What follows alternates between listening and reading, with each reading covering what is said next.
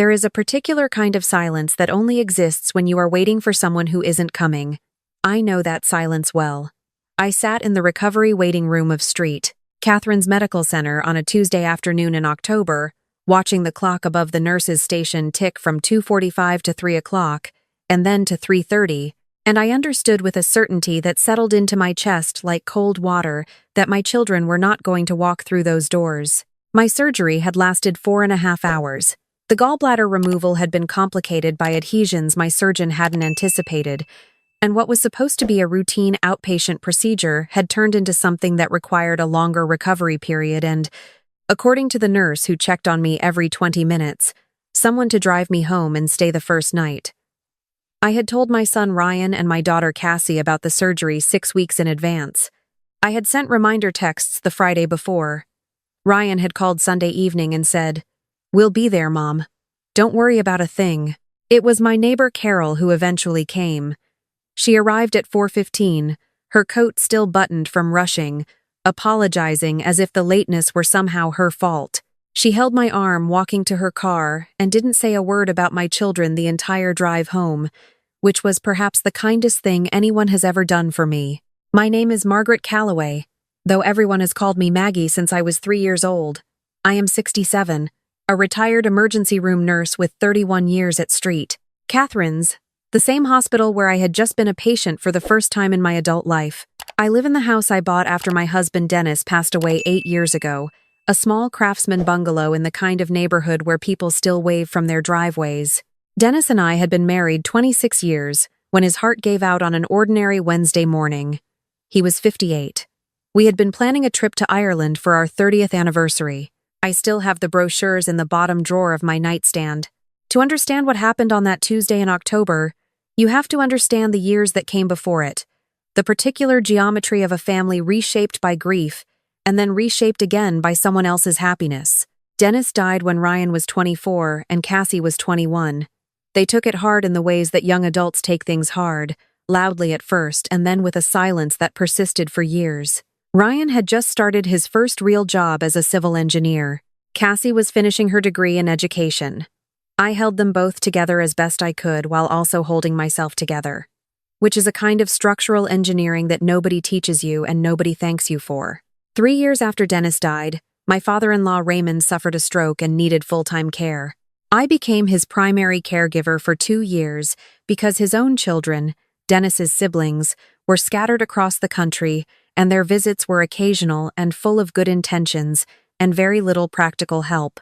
I did not resent Raymond. He was a gentle man who cried sometimes when I read to him and who always said thank you in the careful way of someone who has had to relearn basic courtesy. I resented the assumption that I would simply absorb this responsibility without complaint, that my grief and my own needs were secondary to a family obligation that had technically ended with my husband's death. But I did it. I do most things that need to be done. What I was less prepared for was my children's relationship with Raymond's neighbor. Her name was Patricia, and she had moved in next door to Raymond 2 years before his stroke. She was 54 to my 49 when they met, a recently divorced woman with a bright personality and an ease around elderly people that came from having raised her own father through Alzheimer's. She began helping with Raymond in small ways, bringing casseroles, sitting with him when I needed a break. By the time Raymond passed away, Patricia had become a fixture in a way I hadn't fully noticed until Ryan mentioned her at Christmas dinner. "Dad's neighbor is pretty cool, Mom. She's been teaching me how to cook some of her recipes." I looked at my son across the table and felt something shift in the room, though I couldn't have named it then. Within 2 years, Patricia and I occupied a polite but careful distance from each other. She and Ryan were close in the way that happens when a younger man is still processing the loss of his father and someone warm and maternal fills that space. Cassie was more measured about it, but even she had Patricia's phone number saved under a nickname I accidentally saw once when Cassie's phone lit up on my kitchen counter. It said, Patty C., with a small red heart. I told myself it was fine. I told myself that my children needed whatever support they could find, and that I should be grateful someone was providing it. I was very good at telling myself things. The years passed the way they do when you are busy and purposeful. I worked. I volunteered at a free clinic on Thursday evenings. I joined a book club that met at the library. and eventually became the kind of regular that people save a seat for. I traveled once to Scotland with Carol and once to New Mexico alone, and both times felt like breathing after holding my breath without knowing it. I maintained my house, my garden, my careful savings from 31 years of nursing wages and Dennis's life insurance, invested modestly, but consistently, because I had learned from watching too many patients in their 70s that independence is the most expensive thing you can lose. Ryan married a woman named Brooke 4 years ago. Brooke is pleasant in the way of someone who has decided to be pleasant as a matter of policy, and I appreciate the consistency even if it keeps me at a certain distance. They have a daughter, Harper, who is 3, and who runs toward me when I arrive, and calls me Grandma Maggie, in a voice that rearranges something fundamental every single time.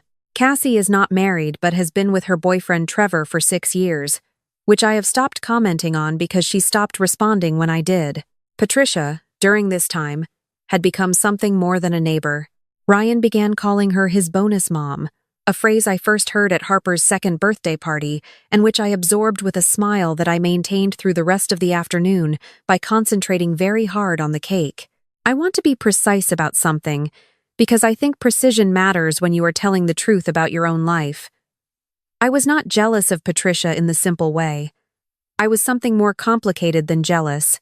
I had given my children everything I had, not as a transaction but as the deepest expression of who I am, and watching them receive warmth from someone who had arrived late and without any of the sacrifice felt like a kind of mathematical error I couldn't correct. I knew it wasn't Patricia's fault that she was easy and available in ways that I, exhausted and grieving and working full-time, had not always been. I knew it. I just couldn't always feel the knowing. The surgery was scheduled because I had been having pain for 3 months that I had attributed to stress, because nurses are often the worst patients and the last to take their own symptoms seriously. When my doctor finally ordered the imaging in September and found the gallstones, she said it was good that we caught it when we did. I told Ryan and Cassie on the same day, separately, by phone. Ryan said he would be there. He said it the way he says most things, with a confidence that I have always found reassuring, and which I now understand was often more comfort than contract. Cassie said she would try, which I should have paid more attention to. What I did not know, sitting in that recovery room watching the clock, was that the previous Saturday, Patricia had surprised everyone by announcing an early Thanksgiving gathering at her home 3 hours away in Harrisburg. Her own daughter from her first marriage was visiting from Portland and would only be in town for that specific weekend. Patricia had called it a family dinner, just something small and cozy, and both Ryan and Cassie had apparently decided, without telling me, that small and cozy in Harrisburg was more important than waiting in a hospital in Columbus. I found this out not from my children but from Carol, who had seen a photo on Cassie's social media that same evening. She showed me gently. The way you show someone something you wish you didn't have to show them. The photo was taken at a long table with autumn leaves as a centerpiece. Ryan and Brooke were there with Harper on Ryan's knee. Cassie was there with Trevor. Patricia sat at the head of the table in a rust-colored sweater, beaming, her hand raised in a toast.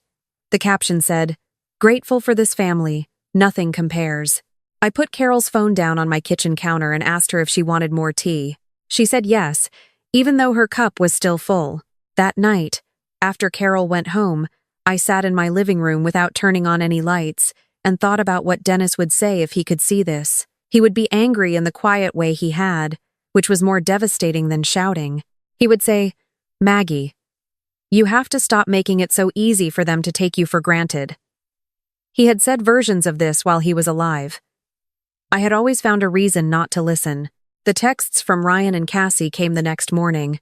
Ryan said that he was so sorry, that Patricia's gathering had come up suddenly, that he knew I had Carol, and that he was sure everything went smoothly.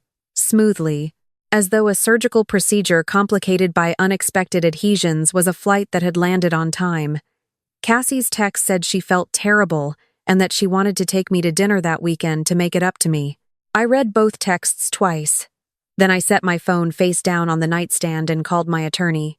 Her name is Susan Park, and she has handled my legal affairs since Dennis died. She is direct and unhurried, and I have always liked that she does not perform sympathy, but delivers it plainly when it is warranted. I told her what I wanted to do, and she was quiet for a moment, and then she said, I can have the revised documents ready by Thursday.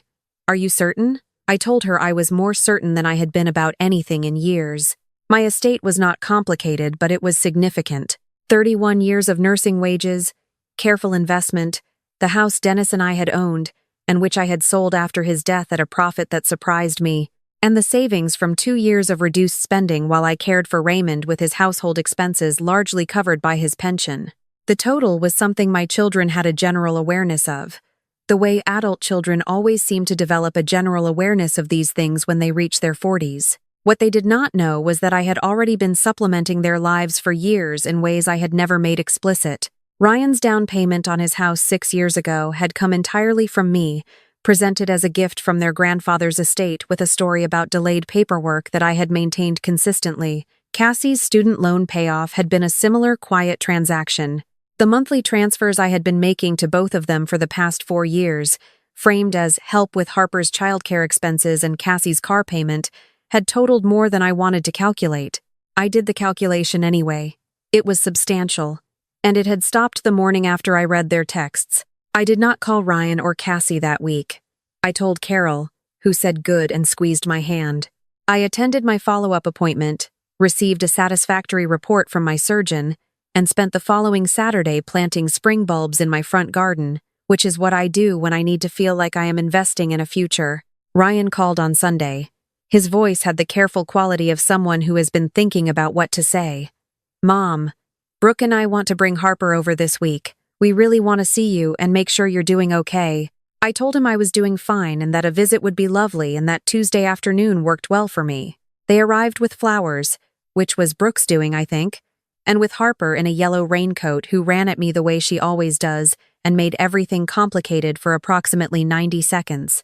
We sat in the living room and Ryan asked about my recovery with genuine concern, and I answered honestly, and we talked about Harper's new daycare and Brooke's promotion, and for a while it was very nearly ordinary. Then Ryan said, I want to apologize properly for missing the surgery.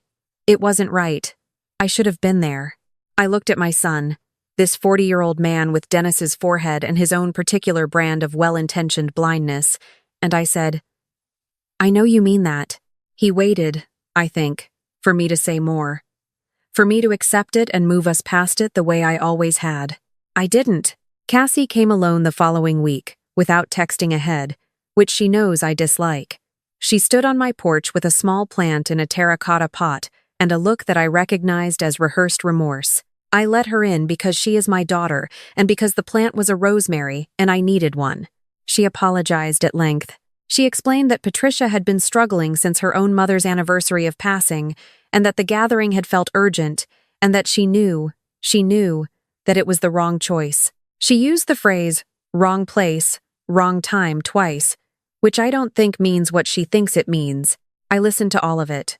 Then I said, Cassie, I want to ask you something and I want you to answer honestly. She nodded.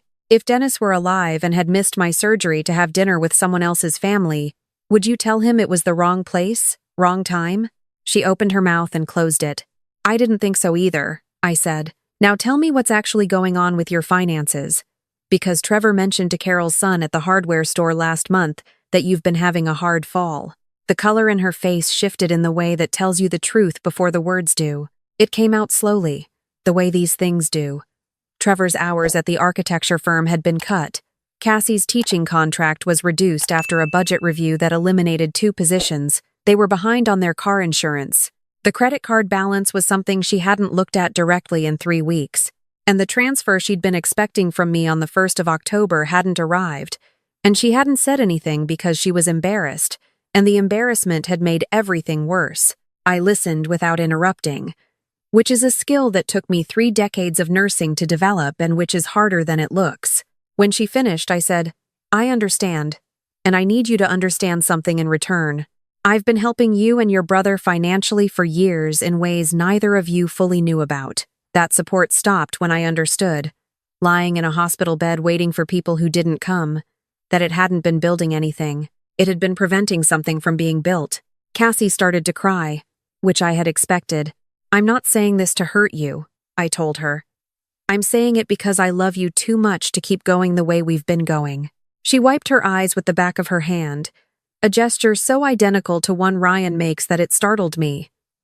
"What does that mean?" she asked. "It means I've made some decisions," I said. "And I'd like you and Ryan to come to Susan's office next week to hear them together." Ryan's reaction when I called to invite him was more controlled than Cassie's, but I could hear the effort of the control. He asked if everything was all right with my health. I told him my health was fine. He asked if this was about the estate. I said it was about the future, which was true. They arrived at Susan's office 7 minutes apart on a Wednesday morning, each of them having apparently been warned by the other that this was not a casual visit. Ryan wore his work clothes. Cassie had brought Trevor, which I had not anticipated but which I did not object to. Susan and I had spoken the evening before, and she had the documents arranged and her expression set to the particular neutrality she uses when she is about to deliver information that will land differently for different people in the room. "I'll let Susan walk you through the specifics," I said once we were seated. "But I want to say something first." I looked at both of them, my son with Dennis's eyes and my daughter with my own stubbornness visible in the set of her jaw. "I have spent 8 years since your father died being the kind of mother who handles things so that you don't have to. I paid for things quietly and showed up early and rearranged my life around your schedules and your needs and your comfort. I did it because I love you, and because I thought love looked like that. What I have learned is that love that removes every obstacle also removes every opportunity to become strong. I didn't intend to do that to you, but I did it." Ryan's jaw had tightened. Cassie was staring at the table. "I also spent an afternoon in a recovery room alone," I said, "and I'm done pretending that didn't happen." Susan then explained what I had put in place. The existing will, which had named Ryan and Cassie as equal beneficiaries of an estate they knew was substantial, had been replaced. In its place was what Susan called a structured distribution plan. Each of them would receive a direct transfer of $400,000 within 30 days. The conditions attached to this transfer were straightforward.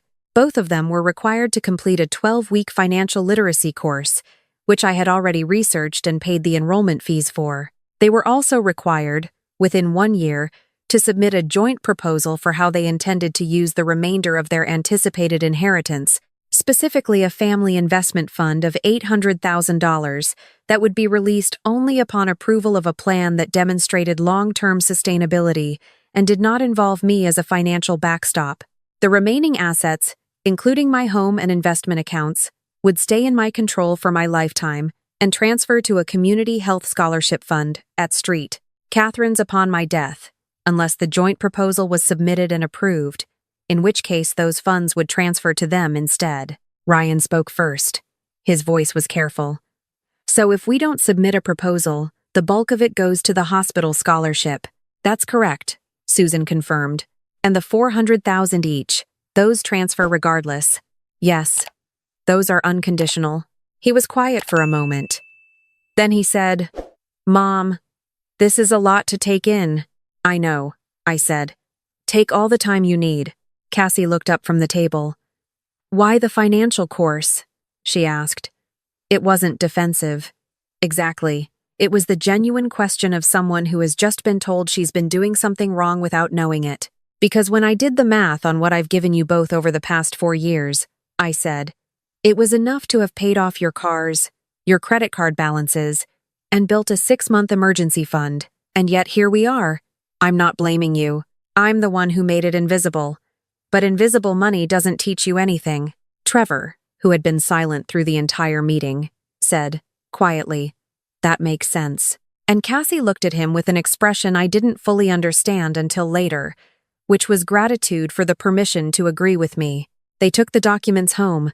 I went back to my house, changed my clothes, and went for a long walk along the creek trail that runs behind my neighborhood. The trees were past peak color but still beautiful in the spare way of late October. I felt tired and lighter than I had in years, which is a strange combination and also, I think, accurate. The following 3 weeks were not easy. Ryan called twice with questions about the financial course, and once with a longer conversation that turned, slowly and with some effort on both our parts, into something that felt more like honesty than any talk we'd had since Dennis died. He admitted that he had been relying on my safety net, not just financially, but psychologically. That knowing I would catch them had made it easier to make choices he knew were risky. He said this with the careful precision of someone who has been sitting with a truth for a while before saying it out loud. Cassie called with fewer questions and more silences. She was processing something that took longer to surface. It came eventually on a Saturday afternoon when she showed up at my door without the rehearsed look, just tired and a little undone, and asked if she could stay for dinner. We made soup from scratch, and she cried twice. Once about money, and once about something harder to name, a feeling that she had been looking for her father in the wrong directions for a long time, and that she was only now beginning to understand this. I didn't try to fix that. I just sat with her in it, which is what good nurses learn and what good mothers take longer to. 6 weeks after the meeting at Susan's office, Patricia called me. I almost didn't answer. We had spoken perhaps twice in 8 years, politely, at the edges of events where we both had reason to be present. I picked up because something in me was done with avoiding things. She said she knew about the meeting, Ryan had told her. She said she wasn't calling to argue or to defend herself, and that she understood if I didn't want to talk. Then she said, "I want you to know that I am aware of how I landed in your children's lives, and I have never been unaware of what it cost you." I sat down on my porch steps with the phone against my ear, and the late November cold beginning at the edges of everything. "I didn't pursue it," she said. "The closeness with Ryan and Cassie. It just happened, and I let it because it felt good to be needed, and I didn't think carefully enough about what I was displacing." I didn't say anything immediately. I was thinking about how many years I had spent being precise about my own accountability and how rarely anyone else had volunteered theirs. "I appreciate you saying that," I told her finally. "I mean that." She asked how I was doing after the surgery, genuinely, and I told her. We talked for 20 minutes in the careful way of two women who have been circling each other for years and have finally decided to stand still. By the end, I would not have called it warmth exactly, but it was honest. And honest, at 67, is more than enough. The joint proposal from Ryan and Cassie arrived 4 months later, 11 days before the 1-year deadline. It was 32 pages, which told me they had taken it seriously. They had spent 3 months after completing the financial course meeting with a small business advisor I had recommended through Susan, and what they had developed was not what I would have predicted. Ryan, the civil engineer, and Trevor, the architect, had identified a gap in their mid-sized Ohio city. There was no affordable, accessible renovation service targeting older homeowners who wanted to age in place but couldn't afford large contractors. The proposal was for a company that combined Trevor's design skills with Ryan's structural knowledge, focused specifically on accessibility modifications, ramps, bathroom safety, wider doorways, kitchen adjustments. The business plan projected profitability within 18 months. Cassie's role was community outreach, connecting the business with social workers, church networks, and senior centers. It was, in the language of the proposal, a mission-driven business rather than purely profit-driven, and they had included a sliding-scale fee structure so that low-income clients could still access the service. I read the entire proposal at my kitchen table on a Friday evening. When I finished, I sat there for a while without moving. Then I called Susan and told her to release the funds. What I had not anticipated, and what I think about often now, is what happened to the quality of our relationship once the financial architecture changed. When I stopped being a safety net, I stopped being a utility. And once I stopped being a utility, something more genuine had room to grow. Ryan began calling not to check in but to actually tell me things about Harper's new words, about a project he was excited about a disagreement with Brooke that he wanted a perspective on.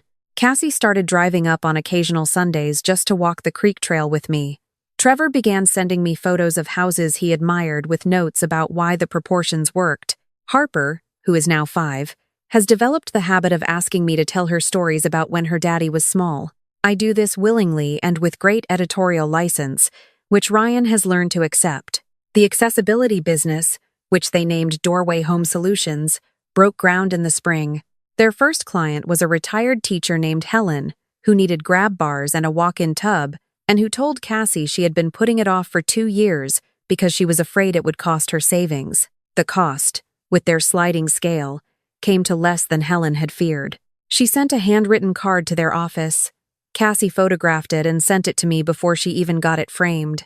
I had my own work during this time, After a year of thinking about it, I began consulting 2 days a week at a free clinic on the east side of the city, the same one where I had volunteered Thursday evenings for years. They needed someone with emergency room experience to help train their staff in triage procedures for patients who often presented later and sicker than average because they had been avoiding care. I am not a dramatic person, but I will say that those 2 days have returned something to me that I didn't know I'd lost: the particular sense of usefulness that comes from knowing precisely what you're for. I also started, slowly and without announcing it, planning the trip to Ireland that Dennis and I never got to take. I found a small tour company that specialized in older solo travelers. Not the kind that treats you like cargo, but the kind that assumes you are a competent adult who just prefers not to navigate a foreign country alone. I booked 14 days for the following September. I told Carol first, who said she would come to the airport and see me off. I told Ryan and Cassie together, over dinner at Cassie's apartment. A dinner they had cooked themselves with something resembling actual effort. Cassie said, "Mom, that's amazing. Can you send pictures every day?" Ryan said, "We should all go together sometime. Maybe in a few years when the business is more stable." I said I would like that very much. And unlike some things I have said over the years, I meant it without qualification. The night before my flight to Dublin, I sat on my porch with Carol and a glass of wine, and she said, "You look different than you did 2 years ago." I asked her how. She thought about it. "Like you stopped waiting," she said. "Like you decided something." I thought about the recovery room and the clock above the nurse's station and the particular silence of waiting for someone who isn't coming. I thought about the phone call to Susan and the drive to plant bulbs in the cold, and the 32-page proposal sitting on my kitchen table and Harper's yellow raincoat and Trevor's quiet. This makes sense in a room full of difficult things. I decided a lot of things, I told her. She raised her glass. The Ireland trip was everything a trip should be, which is to say, it was not what I expected and better for it. The West Coast in September has a light that seems to come from inside the landscape rather than above it. I walked more than I had in years and talked to strangers at pubs and stood at a cliff edge near Dingle and understood something about scale that I had been missing from my ordinary life. I thought about Dennis without grief exactly, more like acknowledgement. He would have loved the sheep on the roads. He would have complained about the driving. I would have enjoyed watching him complain. I sent photos every day as promised. Cassie replied to each one within minutes. Ryan sent a voice message from a job site where he was inspecting a ramp installation for an 80-year-old veteran named Arthur, who had been falling in his bathroom for 2 years and could now get in safely. Ryan sounded like someone who had remembered why things matter. I came home to a garden that Carol had watered faithfully and a kitchen that still smelled faintly of the rosemary Cassie had used when she cooked dinner here the week before I left. Harper had made me a card with a drawing of an airplane and a woman with gray hair standing on green hills, which I have put on my refrigerator where I can see it from the table where I drink my morning coffee. I am 68 now. I have good knees for my age, which my surgeon finds surprising, and which I attribute to 31 years of hospital corridors. I have a rosemary plant on my windowsill, and a passport with 2 new stamps, and a granddaughter who runs toward me. I have a son who calls to tell me things, and a daughter who walks the creek trail on Sundays, and a business proposal in a filing cabinet that I read sometimes when I want to remember what it looks like when people rise to what is asked of them. What I did not have, that October afternoon in the recovery room, was the knowledge that the loneliness I felt in that moment was the last of a particular kind, the kind that comes from making yourself so available and so easy to take for granted that people forget you have a limit. I had a limit. I just hadn't shown anyone where it was. I showed them. It cost something. It returned more. That is not a simple equation, and I am not going to pretend it is. There are still moments of distance with Ryan that I cannot fully close. Still conversations with Cassie where I sense the presence of something unsaid. Family is not a problem you solve. It is a practice you return to, imperfectly, repeatedly, with as much honesty as you can manage on any given day. What I know now that I did not know the year I turned 67 is this: the love that costs you nothing is worth nothing. The love that asks something real of the people you give it to is the only kind that actually helps them grow. I spent years confusing generosity with self-erasure. They are not the same thing. I know the difference now. Dennis, I think, would agree. He would say it less gently and probably over breakfast, and I would tell him to stop being dramatic, and we would both know I was listening. I carry that conversation with me. It keeps good company.